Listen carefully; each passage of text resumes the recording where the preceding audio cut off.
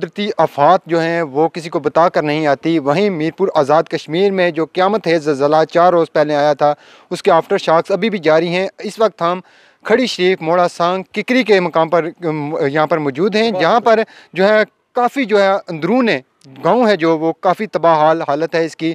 यहाँ पर लोगों के रहने के लिए जगह नहीं है। यहाँ पर इनके जो बर्तन थे, घरेलू सामान था, वो मलबे तले दबा हुआ है, जबकि बेयारो मददगार हम इन्हें कह सकते हैं, इसलिए कि जितनी भी इमदादी टीमें हैं वो मेन सड़कों पर बैठी हुई हैं। अंदरून जो यहाँ पर गाँव है वहाँ पर अभी तक इमदादी सरगर्मियों क्या सूरत हाल है वो आप मेरे कैमरामैन आपको दिखाएगा कि ये क्या सूरत हाल है, किस ये लोग ज़िंदगी गुजार रहे हैं। इस हवाले से यहाँ पर मकीन है जो वो क्या कहेंगे, उन्हीं से बात करते हैं। अस्सलाम वालेकुम जनाब। बात इस तरह के यहाँ पर पहले 2 दिन आर्मी ने बहुत ही अच्छा काम किया, उन्होंने हमें बहुत ही रिलीफ दिया है। उसके बाद जो लोग आते हैं वो सिर्फ तस्वीरों तक ही काम करते हैं और रोड पर ही रहते हैं, गांव में कोई नहीं आता। और हकदार लोगों को, जो लोग हकदार है सिर्फ मजदूरी करते हैं, उनको कोई कुछ चीज़ नहीं दी जाती। जो लोग हकदार नहीं हैं, अच्छे लोग हैं, जो तगड़े लोग हैं, अमीर लोग हैं, उनको देते हैं।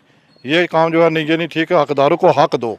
बिल्कुल जी, पसंद और नापसंद की बुनियाद जो है वो यहाँ पर देखी जा रही है। ये जिस जगह पर हम मौजूद हैं, ये हमारे साथ बाबा जी मौजूद हैं। इनका मकान है, रिहाइश है जो मेहनत मजदूर से इन्हें बनाई। इनके क्या तासरात हैं आप खुद इनसे जानते हैं हम कि ये किस तरह ये दोबारा जो है वो अपनी जो घर है रहने के लिए सर का छत है वो कैसे बनाएंगे।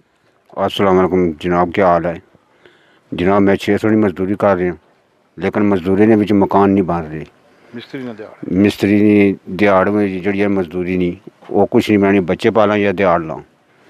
तो मैं गुजारिश करना कि मी कदे मकान वास्ते मुहैया किए जान, तो चलो गरीब बंदा मकान बना लवांगा।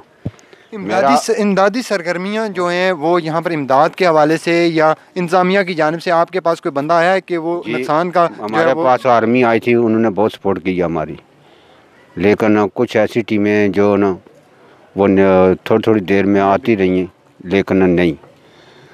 तो आपके सामने है, जो सामान हमारा नीचे आ गया वो भी तबाह हो गया, कुछ नहीं बचा हमारा, छोटे छोटे बच्चे हैं। मैं और क्या बता सकूं।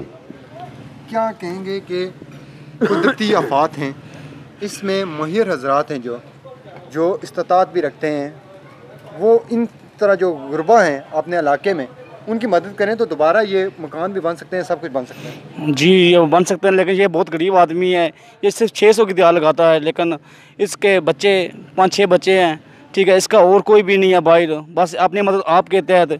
लेकिन आर्मी आई थी, उसने बहुत काम किया, इसके घर से थोड़ा सा सामान निकाला, लेकिन बहुत सा सामान नीचे दबा हुआ है।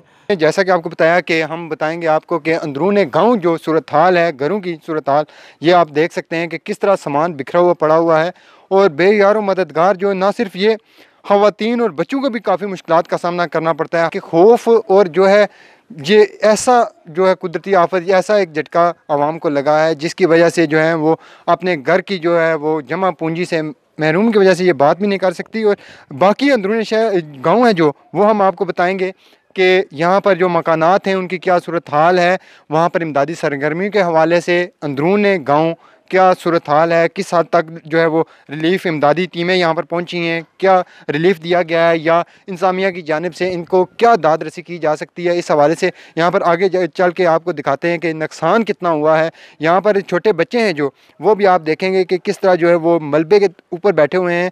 और ये भी एक सिस्टम ज़रीफ़ी है कि यहाँ पर रेस्क्यू ना होने की वजह से जो है इन बच्चों को ये पता नहीं है कि अगर दोबारा आफ्टर शॉक्स आते हैं तो ये जो दीवार है वो भी आप देख सकते हैं कि किसी भी वक्त जो है वो गिर सकती है। लेकिन इस हवाले से यहाँ पर कोई इंतज़ामात नहीं किए गए, सिर्फ हमें जो है वो मेन सड़कों पर, मेन चौराहों पर जो है इमदादी टीमें, इमदादी सरगर्मियाँ वहाँ पर दिखाई दे रही हैं। आगे चलते हैं और वहाँ पर देखते हैं कि वहाँ की क्या सूरत हाल है।